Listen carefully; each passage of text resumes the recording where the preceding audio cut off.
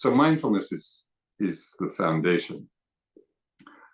And then, based on being mindful, there's a very interesting question. It's kind of like a wisdom question. Well, now we're mindful. What do we learn from being mindful? Because mindfulness is not the end in itself. Mindfulness is just the way of getting present. Right? So then when we're present to a greater extent, okay, now what am I learning from this? So that's a really important question. And what we learn is some of the things we've already talked about. We learn that generosity is a beautiful quality. It makes us feel good. Loving kindness, peace. So we're learning what brings us joy and what brings us suffering from being mindful.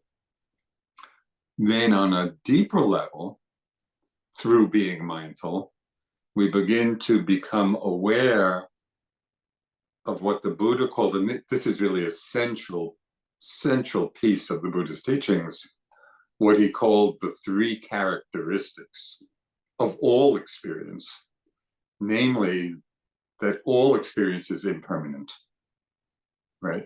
And so we're really seeing that. What's interesting is that on an intellectual level, everyone knows things are impermanent, but we're not living it. We're not living that understanding, because without being mindful, we're not in the direct perception of it. But when we're being mindful to our moment-to-moment experience, we're seeing, we're right in the experience of everything just arising and passing, arising and passing. So that insight becomes very strong. When that insight becomes strong, we then begin to see, and this is a more challenging aspect, that nothing will be ultimately fulfilling, even joy, because it's continually changing. So there can be that beauty and joy and peace in the moment, but it's still part of a changing flow. So this is an important insight. And then the most difficult aspect, which would take a whole session to explore, is the understanding of what the Buddha called selflessness or non-self. So that the others we can understand more easily. This one is a little harder to understand. In a way, it's counterintuitive. But the point of insight into these three characteristics is that each one helps free our minds from clinging and grasping. And the Buddha talked very often, he used the phrase, liberation through non-clinging, right?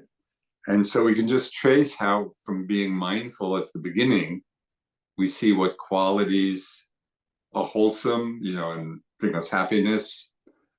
We develop insight into these three characteristics. It diminishes and frees the mind from clinging and grasping. And the reason that's so important is that if we're clinging to that which in its very nature is changing, we suffer. If we're attached to summer, we suffer in winter. If we're attached to youth, we're not very happy in old age.